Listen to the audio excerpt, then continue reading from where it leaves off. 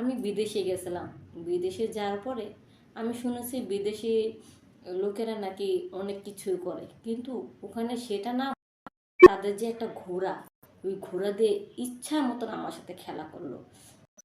কীভাবে যে খেলা করলো সেই গল্পটাই তোমাদের সাথে তুলে ধরবো। তো বন্ধুরা, এই গল্পটা শুনতে হলে অবশ্যই কানের মধ্যে একটা হেডফোন লাগিয়ে নেবা, কেননা আশেপাশে লোকজন থাকলে তোমাদের সমস্যা হতে পারে। তো শুরু করা যাক, আর তোমরা হাত মারার জন্য প্রস্তুত হয়ে নাও। আমি একটা ছেলেকে ভালোবেসে বিয়ে করেছিলাম, কিন্তু বিয়ে করার পরে মোটামুটি 2 বছর সুন্দরভাবে সংসারটা চলছিল, অভাবের মধ্যে ভালোবাসার কারণে। কিন্তু একটা কথা আছে না, অভাব যখন আসে জানলা দিয়ে ভালোবাসা পালা, সেটাই হয়েছে আমার ব্যাপারটা। তো অভাবের কারণে প্রতিদিন আমার স্বামীর সাথে ঝগড়া লাগে। এক পর্যায়ে লাগতে লাগতে আমার আর ভালো লাগতেছিল না, স্বামীকেও সহ্য হয় না। অভাব থাকলে ঘরের স্বামীর ভালোবাসা তখন ভালো লাগে না।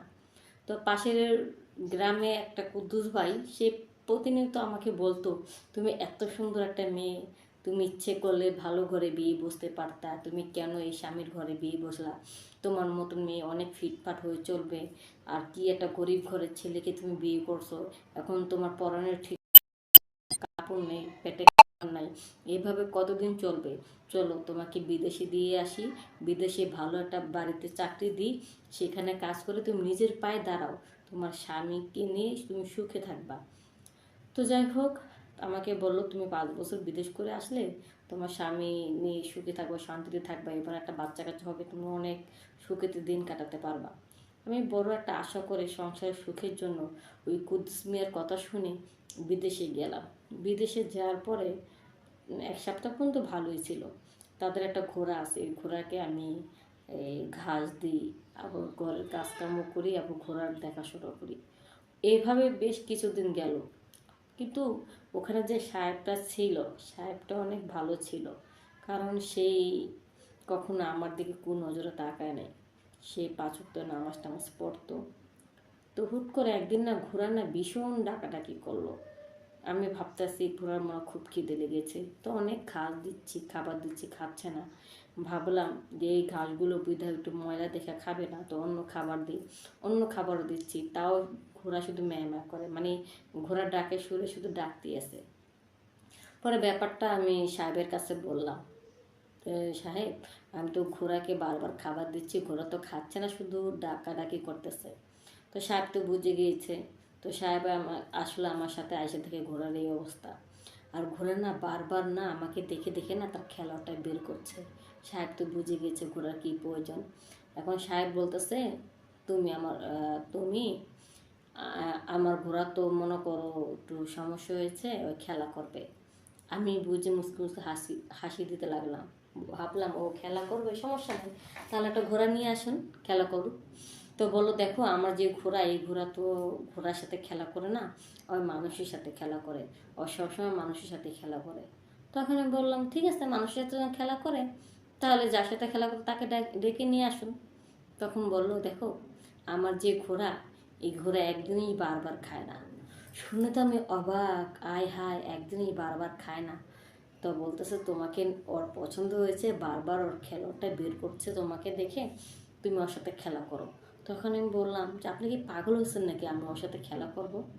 তখন আমাকে একটু চাপ দিল, বললো, তুমি যদি ওর সাথে খেলা না করো, আমার ঘোড়া যদি কষ্ট হয়, তোমাকে যদি এই বিদেশি মাটিতে আমি মেরে পুঁতে রাখি, তোমার বাংলাদেশি বন্ধুরা কেউ আসবে না। এভাবে যখন বলতে লাগলো, তখন আমি ভয় পাচ্ছিলাম যে তাদের কথা শুনতে হবে। পরে তার কথা রাজি হয়ে ঘোড়ার সাথে খেলা করার জন্য আমি রাজি হলাম। বাইরে বাই, ঘোড়াটা যে বড়, দেখলে ভয় লেগে যায়।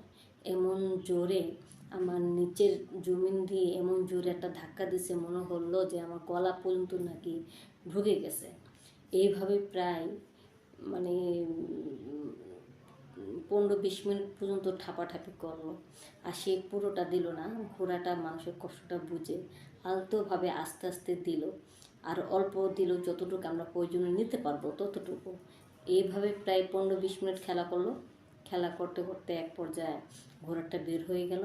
কিন্তু যে সুন্দরভাবে ঘোড়া খেলা করেছে, ওই খেলা দেখে আমাদের সাহেবেরও খেলার ইচ্ছে জাগলো।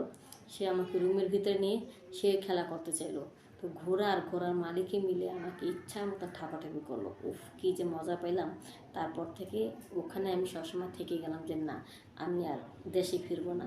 তাদের যে সুন্দর খেলা করলো আমার সাথে, আমি তাদের সাথে সারাটা জীবন লাইফ কাটিয়ে যাব। তো বন্ধুরা, আমার এই গল্পটা যদি তোমাদের ভালো লাগে, অবশ্যই যারা ইউটিউব থেকে দেখবা তারা সাবস্ক্রাইব করবা। এর চেয়ে ভালো ভালো গল্প নিয়ে আমি তোমাদের মাঝে হাজির হব। ততক্ষণ তোমরা সুস্থ থাকো, ভালো থাকো। Bye bye. Thanks for witching. মেয়েরা বিদেশে গেলে অবশ্যই সতর্কতা অবলম্বন করবেন। ধন্যবাদ।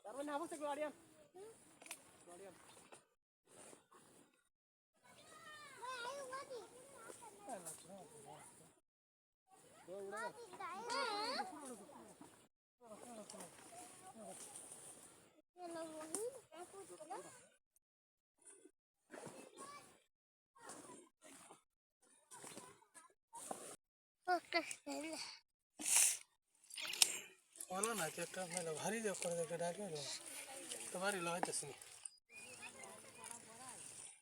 হাস একটু হ্যাঁ তো টাইগার নগর দেখ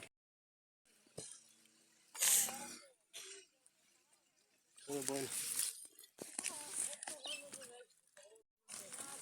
বুঝলি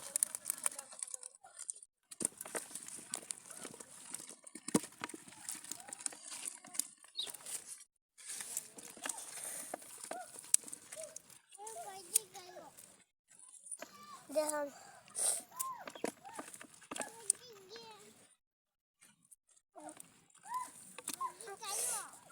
হাস হাস আমার মাছটি তুল